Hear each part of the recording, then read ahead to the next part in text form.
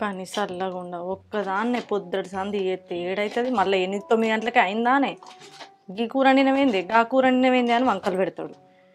ఇక ఇవాళ ఏందో మరి ఇలా పొద్దుగాలటి బట్టి గాయి గత్తర ఎత్తాడు. ఇంత పనన్న ఆసర అవుతాడు అనుకుంటే వీడికాడికి దిద్దులాడుతాడు. ఈ అప్పుడెప్పుడు బస్ ఎక్కినా అన్నది ఇంకా రాలే.